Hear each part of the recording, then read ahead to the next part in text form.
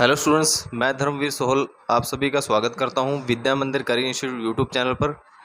आज मैं आपके लिए बड़े लंबे समय के बाद रीजनिंग की क्लास लेके आया हूं और आज जो हम चैप्टर शुरू करने वाले हैं उस चैप्टर का नाम है कोडिंग डिकोडिंग। स्टूडेंट्स, जो कोडिंग डिकोडिंग चैप्टर है ये एग्जाम के पॉइंट ऑफ व्यू से बड़ा ही इंपॉर्टेंट चैप्टर है। ठीक है, तो इस एक चैप्टर से एग्जाम में लगभग 2 से 3 क्वेश्चन तो आते ही हैं। कोई भी एग्जाम है आपका, जैसे एसएससी का, एचएसएससी का या रेलवे, या फिर आप किसी भी तरह का एग्ज़ाम मान सकते हैं जो जैसे स्टेट के लिए जो भी आप एग्ज़ाम देते हैं, तो उसके अंदर जो है कोडिंग डिकोडिंग से बहुत सारे क्वेश्चन आते हैं। तो आज जो है हम इस चैप्टर को जो है वो डिस्कस करने वाले हैं।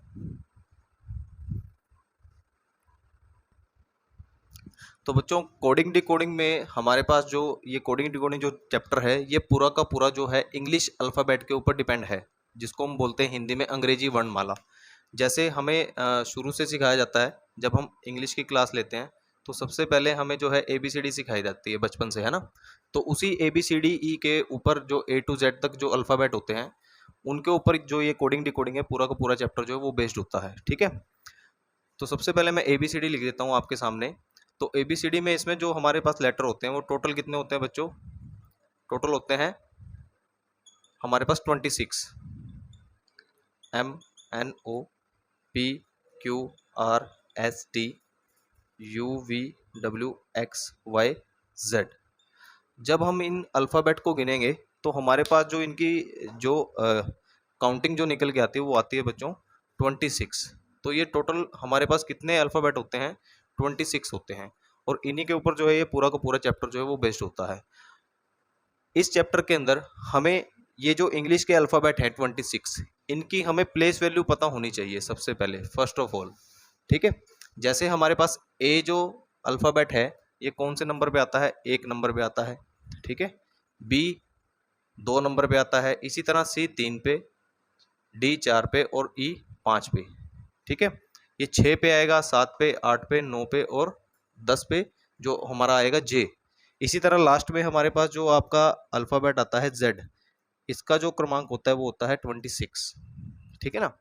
तो इनकी हमें सबसे पहले फर्स्ट ऑफ ऑल हमें जो है इनकी प्लेस वैल्यू पता होनी चाहिए, तो इसको आपको याद करना पड़ेगा। ठीक है ना। तो इसके ऊपर बेस जो है हम क्वेश्चन करेंगे इसके अंदर। तो उसके बाद आपने इसके अंदर क्या समझना है, टोटल हमारे पास जो अल्फ़ाबेट होते हैं ये होते हैं हमारे पास 26, जिनकी प्लेस वैल्यू आपने याद करनी है। ठीक है, अब बच्चों इसमें आपको जो अल्फ़ाबेट की जो सीरीज़ है आपको ई तक तो आसानी से याद रहती है। जैसे मैंने लिखा ABCD और ई तक आपको आसानी से याद रहेगा कि ई जो है 5वें नंबर पे आता है और डी चौथे नंबर पे आता है। उसके बाद एफ को भी आप याद कर लोगे। एफ कितने पे आएगा? 6 पे आएगा हमारे पास। ई का क्रमांक जो है वो 5 है। ई के बाद एफ आएगा 6 पे। उसके बाद आता है हमारे पास जी। अब जी को कैसे याद कर सकते हैं हम लोग? जी की प्लेस वैल्यू। ठीक है, तो जी हमारे पास हम इस तरह से लिखते हैं। तो जी को हम किस तरह से लिखेंगे यहाँ पर? अगर मैं यहाँ पर एक 7 लगा दूँ और इसको मैं इस तरह से बना देता हूँ जी, तो ये जो 7 है इसको हम इस 7 को हम देख सकते हैं जी के अंदर, तो जिससे हमें पता चल जाएगा कि जो जी का नंबर है वो कितना आएगा? 7 आएगा। उसके बाद जी के बाद आता है हमारे पास एच। तो एच को अगर हम ऐसे लिखते हैं तो एच को हम किस तरह से बना सकते हैं? 8 से बना सकते हैं, इस तरह। ठीक है, एच का ऊपर से और नीचे से मुंह बंद कर देंगे तो एच की प्लेस वैल्यू कितनी आएगी? 8 आएगी। उसके बाद एच के बाद आता है आई। ठीक है, तो आई की जो हमारे पास प्लेस वैल्यू है वो कितनी आएगी बच्चों? 9 आएगी। अब जैसे हम किसी को कोई बात कहते हैं और उसे वो बात पहले से ही पता होती है तो वो क्या कहेगा? आई नो, मुझे पता है, आई नो। ठीक है ना, ऐसे ही बोलेगा आई नो। तो आई की प्लेस वैल्यू क्या होगी? 9 होगी। तो इसको मैं यहाँ पर लिख देता हूँ, इनका जो सीरियल नंबर है। ठीक है, उसके बाद हमारे पास आता है जे और जे के जस्ट बाद आता है हमारे पास के। तो जे की जो प्लेस वैल्यू होती है बच्चों, हमें उसको किस तरह से याद रखना है? जे और के की इसको इकट्ठे से याद रखेंगे। जैसे मैंने यहाँ पर लिखा जे और उसके साथ में लिख दिया के एंड लगाकर, तो जे एंड के हम किसको बोलते हैं? जे से हमने पढ़ा जम्मू और के से हमने पढ़ा कश्मीर। तो जम्मू में आपको पता है कि आतंकवादी जो वो क्या है भाई, टेररिस्ट वाला इलाका है, तो वहाँ पर आए दिन क्या है, फायरिंग होती रहती है। तो जम्मू में 10 गोलियां चली और कश्मीर में 11। जम्मू में 10 और कश्मीर में 11 गोलियां चलती हैं। तो जम्मू की जो प्लेस वैल्यू हम याद कर लेंगे, वो किससे कर लेंगे कि जम्मू में 10 गोलियां चलती हैं तो जे का नंबर आएगा 10 पर, और कश्मीर से हम मान लेंगे के का जो क्रमांक आएगा वो आएगा 11। ठीक है। उसके बाद के बाद आता है हमारे पास एल को हम ऐसे ही याद रख लेंगे इसके अंदर, तो एल की जो प्लेस वैल्यू आएगी 12। उसके बाद आता है हमारे पास एम, तो एम की प्लेस वैल्यू क्या होगी, एम की प्लेस वैल्यू याद करने के लिए हम यहाँ पर लिखते हैं एम, ठीक है ना, और एम से हम निकाल लेते हैं मेरा, ठीक है, एम मैंने हम मान लेते हैं मेरा। तो हम कह देते हैं कि जैसे कोई हमारा खास दोस्त है उसको हम क्या बोल देते हैं कि तेरा मेरा किसने बांटा, है ना, यानी कि मेरा तेरा, तो मेरा से हम क्या निकाल लेते हैं, मेरा तेरा, तो मेरा की प्लेस वैल्यू क्या होगी, एम की प्लेस वैल्यू क्या होगी, 13, मेरा 13। तो एम को हम ऐसे याद कर लेंगे इसके अंदर। इस चैप्टर में हमें प्लेस वैल्यू याद होना बहुत जरूरी है, इसलिए मैं सबसे पहले आपको प्लेस वैल्यू ही याद करवाता हूँ इसकी, ठीक है। उसके बाद हमारे पास आता है एन, ठीक है, एन को हम कैसे याद रखेंगे, एन की प्लेस वैल्यू है 14, तो एम की प्लेस वैल्यू पता है आपको, एम के बाद क्या आएगा हमारे पास, एन आएगा, तो एन की प्लेस वैल्यू क्या होगी 14। एन के बाद में ओ आता है, ओ की प्लेस वैल्यू क्या होगी 15, ठीक है। उसके बाद आता है हमारे पास पी, तो पी जो है, पी को हम कैसे याद रखेंगे, ठीक है ना, पी को हम कैसे याद रखेंगे, तो पी को याद रखने के लिए हमारे पास जो पी का जो नंबर है हमें कैसा दिखता है, पी का जो नंबर आता है वो आता है 16, ठीक है ना। तो पी जो है कुछ ऐसा दिखता है हमें इस तरह 6 की तरह, तो पी जब भी हम देखेंगे तो हमें इसमें 16 की झलक आएगी, ठीक है ना, तो पी की प्लेस वैल्यू क्या होगी बच्चों, 16 होगी। उसके बाद हमारे पास आता है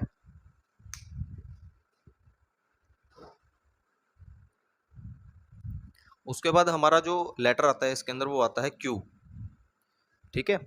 तो क्यू की प्लेस वैल्यू याद रखने के लिए हम इसको कैसे याद करेंगे, जो क्यू है वो क्यू हम ऐसे बना लेते हैं, क्यू के बीच में एक एक क्या आता है बच्चों, एक लाइन आती है इस तरह से, तभी हमारे पास ये क्यू बनता है, ठीक है। तो इस क्यू को हम मान लेते हैं 7, ठीक है ना। तो 17 जब भी हम क्यू को देखेंगे हमें ये डंडा नजर आएगा इसके बीच में, क्यू के बीच में, तो ये हमें दिखाएगा 7, तो हमें याद दिलाएगा ये 7 की। तो इससे हमें समझना है कि क्यू जब भी आएगा तो उसका जो अल्फ़ाबेट होगा वो क्या होगा, 17 होगा। उसके बाद हमारा जो इसके अंदर लेटर आता है वो आता है आर, आर की प्लेस वैल्यू क्या होती है बच्चों 18। अब आर को हम कैसे याद करेंगे, आर, ठीक है, आर की जो प्लेस वैल्यू होती है वो होती है 18। अब अगर हम इसके अंदर आर का मुंह बंद कर दें तो ये 8 बन जाता है, तो आर को जब भी हम देखेंगे तो ये हमें 18 की याद दिलाएगा, क्योंकि जब हम इसका मुंह बंद करेंगे तो ये हमें 8 की तरह नजर आएगा, ठीक है ना। तो इसको हम ऐसे याद कर लेंगे। उसके बाद आता है बच्चों एस, एस की जो प्लेस वैल्यू होती है वो होती है 19, और उसके जस्ट बाद आता है हमारे पास टी, तो टी की प्लेस वैल्यू होती है 20, ठीक है। तो इसको याद करने की ट्रिक है, हमारे पास आपने पढ़ा होगा एससी और एसटी, जिसको हम बोलते हैं अनुसूचित जाति और अनुसूचित जनजाति, ये दो कैटेगरी होती है हमारे पास। इन दो कैटेगरी में 19-20 का फर्क होता है, ठीक है। एससी और एसटी में कितने का फर्क होता है बच्चों, 19-20 का फर्क होता है, ठीक है ना। तो एससी से हम याद रखेंगे एस को, जिसमें हमारे पास 19 इसका जो प्लेस वैल्यू आएगा, और एसटी से यहाँ पर टी आया, एसटी से हम रखेंगे 20, तो इसको हम इससे 20 टी की वैल्यू जो है वो याद कर लेंगे। या एक सिंपल तरीका और है, अगर टी को हम याद करना चाहें तो इसको T20 क्रिकेट लीग जो है उससे भी हम याद कर सकते हैं। उसके बाद आता है हमारे पास यू, यू की प्लेस वैल्यू क्या है बच्चों 21, तो इसको हम कैसे याद रख सकते हैं, तो 21 से आप क्या समझते हैं, ठीक है, जैसे हम किसी को कह देते हैं यू गेव मी ए किस, यू गेव मी ए किस, थोड़ा फनी रहेगा ये, ठीक है ना, यू गेव मी ए किस, इसको हमने क्या पढ़ना है 21, 21 पढ़ना है इसको, ठीक है ना, यू गेव मी ए किस। तो इसको हम यू की जो प्लेस वैल्यू है इससे हम याद कर सकते हैं 21। जब भी आप यू को पढ़ेंगे आपको ध्यान में आएगा यू गेव मी ए किस, तो किस से हम 21 मानेंगे, तो u की प्लेस वैल्यू क्या होगी 21। उसके बाद आता है हमारे पास v की प्लेस वैल्यू क्या आती है 22, ठीक है ना। तो इसकी भी दो ट्रिक है हमारे पास। जो v है, v की प्लेस वैल्यू क्या है 22, तो v को हम ऐसे भी लिख सकते हैं v, ठीक है ना। और v की हिंदी क्या होती है, हम अब भारत सरकार का एक स्लोगन है कि जैसे हम देखते हैं हम दो हमारे दो, है ना, आपने पढ़ा होगा, सड़कों पर लिखा रहता है। तो हम दो हमारे दो, ठीक है ना। तो v का मतलब क्या है, हम दो हमारे दो, यानी कि 22। या फिर v की प्लेस वैल्यू कैसे याद कर सकते हैं, दूसरा तरीका, v जो है दो डंडों से मिलकर बना हुआ है, ये देखो एक डंडा ये, एक ये, तो दो डंडे हैं इसके अंदर, तो इसका मतलब 22, ठीक है ना। तो इसको ऐसे भी याद कर सकते हैं। उसके बाद हमारे पास आता है नेक्स्ट जो लेटर आता है वो आता है W। तो W की प्लेस वैल्यू क्या आएगी बच्चों हमारे पास 23, ठीक है। तो W की जो प्लेस वैल्यू आती है वो आएगी 23। अब W का मतलब क्या है, W से हम लिखते हैं वर्क। वर्क का मतलब क्या होता है हिंदी में काम। तो काम हमें 24 घंटे, बल्कि 24 घंटे नहीं करना चाहिए, बल्कि 23 घंटे करना चाहिए, ठीक है। तो इसको हम ऐसे याद कर लेंगे, जो वर्क है, जो काम है, हमें 24 घंटे नहीं बल्कि 23 घंटे करना चाहिए। यानी कि हमें ऐसा नहीं है कि 24 के 24 घंटे काम करना है, तो हमें वर्क जो है वो 24 घंटे की बजाय हमें 23 घंटे करना चाहिए। तो इसको हम ऐसे याद रख लेंगे, ठीक है। उसके बाद हमारे पास आता है एक्स, वाई और जेड। इसको याद करने में आपको कोई दिक्कत नहीं होगी। तो x की प्लेस वैल्यू क्या है 24, इसको आप याद रख सकते हो ऐसे रेंडमली। और y की प्लेस वैल्यू क्या है 25, और z की जो प्लेस वैल्यू है वो क्या है 26 है हमारे पास। तो ये जो है अल्फ़ाबेट मैंने आपको बताए हैं, इनकी प्लेस वैल्यू आपको याद होनी चाहिए इस चैप्टर को करने के लिए, क्योंकि सारे के सारे जो हैं इस पे जो हमारे पास जो क्वेश्चन आएंगे वो इन प्लेस वैल्यू पे डिपेंड करते हैं, जो हमने तरीका इसके अंदर देखा है, ठीक है ना। अब इसके बाद आपने ध्यान रखना है, अब यहाँ पर मैंने पूरे के पूरे 26 अल्फ़ाबेट आपके सामने लिखे हैं। इसमें क्या है, हमारे पास हर एक जो अल्फ़ाबेट है वो एक दूसरे के अपोजिट होता है। जैसे ए जेड के अपोजिट होगा, बी वाई के अपोजिट है, सी एक्स के अपोजिट है। अगर आपको एग्जाम में एग्जामिनर पूछे कि बी के अपोजिट जो अंग्रेजी वर्णमाला में शब्द है वो कौन सा होगा, तो आपका आंसर क्या होगा वाई। सी के अपोजिट अंग्रेजी वर्णमाला में या इंग्लिश अल्फ़ाबेट में कौन सा अल्फ़ाबेट अपोजिट होगा, एक्स होगा। इसी तरह डी के अपोजिट डब्ल्यू, ई के अपोजिट क्या होगा वी होगा, एफ के अपोजिट यू होगा, और जी के अपोजिट टी होगा, एच के अपोजिट क्या होगा एस होगा। आई के अपोजिट हमारे पास जो वर्ड आएगा वो आर आएगा, जे के अपोजिट क्यू आएगा, और के अपोजिट क्या आएगा बच्चों पी आएगा, ठीक है। एल के अपोजिट ओ, और एम के अपोजिट क्या आएगा एन होगा। तो ये जो मैंने आपके सामने अल्फ़ाबेट लिखे हैं ये एक दूसरे के क्या हैं अपोजिट हैं, ठीक है ना। और इसको भी आपने याद रखना है, क्योंकि इस पैटर्न के ऊपर भी बहुत सारे क्वेश्चन कोडिंग डिकोडिंग के अंदर देखने को मिलते हैं। उसके बाद जो हमारे पास ये अपोजिट लेटर हैं इनको भी याद करने के लिए हमारे पास ट्रिक है, ठीक है ना। तो इसको हम जब क्वेश्चन करेंगे उस टाइम पर हम इसको कवर कर लेंगे, ठीक है ना। तो हम देखते हैं उसके बाद नेक्स्ट। तो ये थे हमारे पास अल्फ़ाबेट और उनकी प्लेस वैल्यू, जो आपको हर हालत में याद होने चाहिए, तभी जो है आप क्वेश्चन कर पाएंगे इसके अंदर। उसके बाद हमारे पास जो कोडिंग डिकोडिंग है उसके अंदर हमारे पास तीन टाइप के क्वेश्चन होते हैं। एक तो हमारे पास लेटर कोडिंग के क्वेश्चन आते हैं, लेटर कोडिंग। दूसरा हमारे पास आते हैं नंबर कोडिंग से, नंबर कोडिंग से। और तीसरा हमारे पास आते हैं मिक्स्ड, यानी कि लेटर और नंबर से जो मिलकर बनी होती है मिक्स्ड कोडिंग। तो ये तीन टाइप हमारे पास बनते हैं कोडिंग डिकोडिंग के अंदर, ठीक है ना।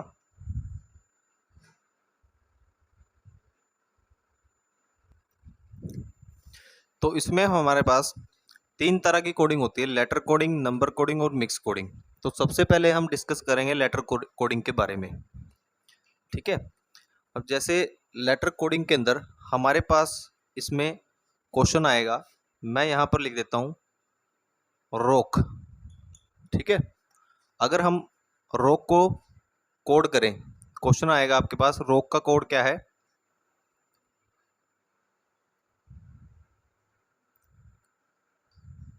रोक का कोड है SPDL। तो इसी सांकेतिक भाषा में आपने बताना है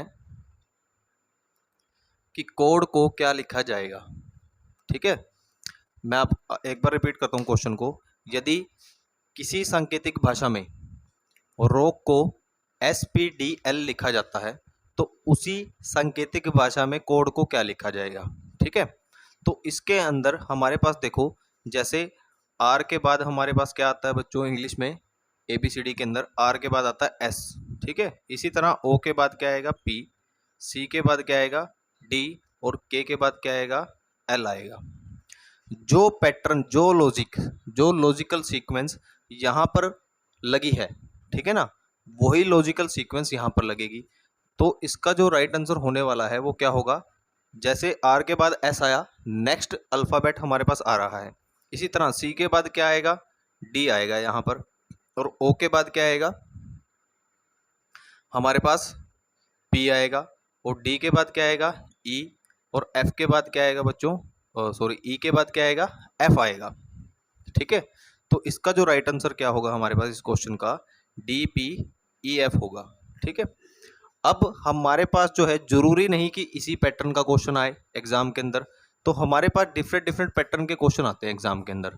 तो ये तो मैंने आपको एक एग्जांपल दिया कि आपके पास क्वेश्चन किस तरह का आने वाला है एग्जाम में। तो इसमें हमारे पास लगभग 7 तरह के पैटर्न होते हैं। ठीक है, तो इसमें जो पहला पैटर्न आता है हमारे पास वो होता है फॉरवर्ड पैटर्न। ठीक है, और दूसरा जो हमारे पास होता है वो होता है रिवर्स पैटर्न, और थर्ड जो है हमारे पास होता है इसके अंदर क्रॉस पैटर्न। ठीक है, अगर फॉरवर्ड पैटर्न की बात करें, फॉरवर्ड पैटर्न जो है वो कैसा होता है, जैसे मैंने यहां पर लिखा ये 4 अल्फाबेट हैं और इनको कोड किया है इस तरह से, नीचे के 4। ठीक है, तो फॉरवर्ड पैटर्न क्या होगा, आमने सामने होगा बिल्कुल। ठीक है ना, इस तरह से आमने सामने। जो ये वाला अल्फाबेट है इसका रिलेशन किससे होगा, इसके जस्ट सामने वाले लेटर से। ये वाला लेटर है इसका जस्ट रिलेशन क्या होगा, उसके सामने वाले लेटर से। रिवर्स जो हमारे पास क्या होती है, रिवर्स कोडिंग के अंदर हमारे पास क्या होगा, जैसे मैंने यहां पर लिखा, मैंने यहां पर सपोज करो 5 अल्फाबेट ले लिए हैं। इसमें हमारे पास जो पैटर्न बनता है रिवर्स में कैसा बनेगा, हमारे पास ये जो अल्फाबेट है इसका संबंध इससे होगा। ठीक है, इसका इस वाले अल्फाबेट से होगा, इसका संबंध यहाँ सामने होगा, और इस तरह से इनका संबंध इससे होगा। तो ये हमारे पास कैसा पैटर्न होता है बच्चों, रिवर्स पैटर्न होता है। उसके बाद थर्ड जो है हमारे पास क्वेश्चन आता है क्रॉस पैटर्न का। क्रॉस पैटर्न कैसा हो सकता है हमारे पास, जैसे मैंने यहाँ पर इसमें 6 भी अल्फाबेट हो सकते हैं, 5 भी हो सकते हैं, 4 भी हो सकते हैं, 6 ले लेता हूँ मैं। ठीक है, तो इसमें क्या है क्रॉस पैटर्न के अंदर, इसमें जो हमारे पास क्रॉस पैटर्न बनेगा वो इस तरह से बनेगा क्रॉस पैटर्न। या हमारे पास अगर 5 अल्फाबेट हुए क्रॉस पैटर्न में तो इसमें किस तरह का सीक्वेंस बनेगा हमारे पास, ये इस तरह से भी बन सकता है हमारे पास सीक्वेंस। ठीक है, अगर 7 अल्फाबेट हुए तो उस हिसाब से हमने इसको देखना है कि हमारे पास जो है किस तरह का पैटर्न जो है वो फॉलो होगा। ठीक है, तो जो क्वेश्चन मैंने अभी आपको बोर्ड पे कराया है, ठीक है, तो ये हमारे पास क्या है, फॉरवर्ड पैटर्न का जो है वो क्वेश्चन है। तो सबसे पहले हम इसी के ऊपर जो है क्वेश्चंस को डिस्कस करेंगे। तो सबसे पहले हम जो पैटर्न जो है फॉलो करेंगे वो करेंगे फॉरवर्ड पैटर्न। तो फॉरवर्ड पैटर्न के अंदर हमारे पास किस तरह के क्वेश्चन रहने वाले हैं, तो इसको हम या तो सिंपल ABCD से कंसीडर कर सकते हैं, ठीक है, या फिर हम इसकी प्लेस वैल्यू लिख लेंगे। जैसे मैं यहाँ पर एक नाम लिखता हूँ, मैंने यहाँ पर लिखा सोहल, और सोहल का कोड क्या है बच्चों, सोहल का कोड है TPI IBM। ठीक है ना, इसको मैंने ये लिखा। उसके बाद हम लिख लेते हैं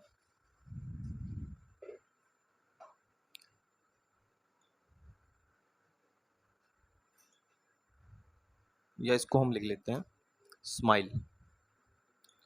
ठीक है, सोहल का कोड क्या है बच्चों, TPIBM। तो आपने बताना है कि स्माइल का कोड क्या होगा।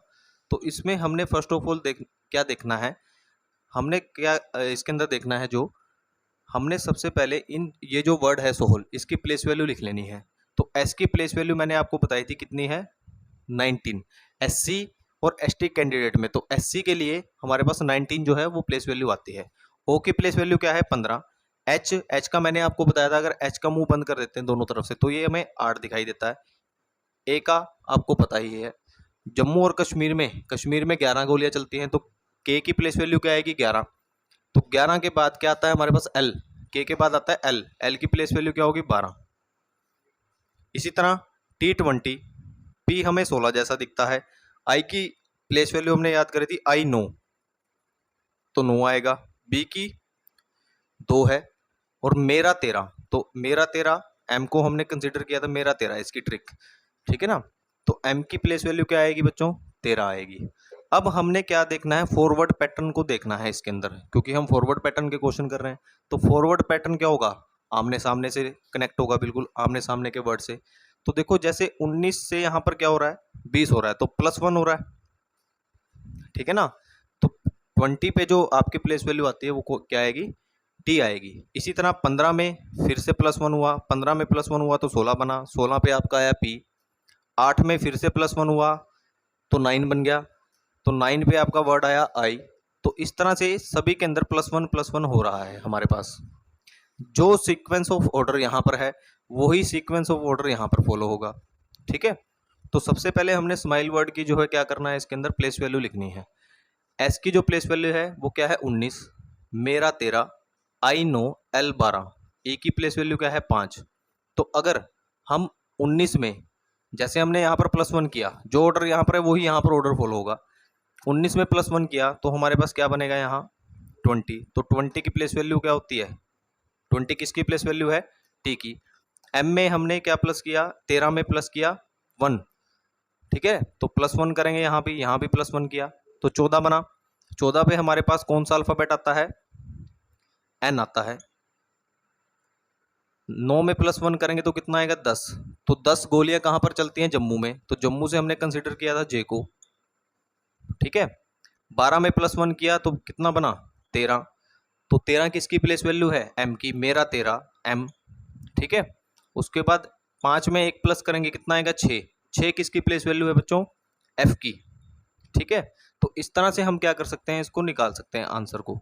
तो हमने फॉरवर्ड पैटर्न में देखा कि हमने किस तरह से प्लेस वैल्यू लिखी, ठीक है, और किस तरह से हमने जो है इस क्वेश्चन को किया है प्लेस वैल्यू की हेल्प से। तो हम इसको ऐसे कंसीडर कर सकते हैं, ठीक है ना। ये तो क्वेश्चन बड़ा इजी है कि नेक्स्ट अल्फाबेट आ गया, लेकिन जरूरी नहीं कि इसी पैटर्न पे क्वेश्चन आए हर बार। इससे हार्ड लेवल का क्वेश्चन भी आपके सामने आ सकता है, ठीक है ना।